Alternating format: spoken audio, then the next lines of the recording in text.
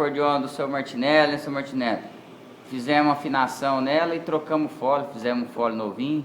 E aí, a sanfona ficou boa, Martinelli? Trocamos corinho da afinação também. Ó, seu Rafael. Parece que você já até vendeu essa sanfona? Essa sanfona aqui, Rafael, já está vendida. A sanfona ficou tão boa que já está vendida. Deu prazo nem de pôr na internet? Não deu prazo não, porque o prazo foi tão curto, porque a acordeon é comunicativa e toda a esquina, você já vê, toda a esquina, e a sanfona ficou muito boa. A sua afinação ficou nota 10, meu amigo. Ó, meus irmãos, vocês que estão me ouvindo, onde é que for, a afinação desse rapaz aqui é nota 10. Oh. É, acordeon, como é que é o nome ali? Dornelles, acordeon, afinação e acordeon, afinação de acordeon.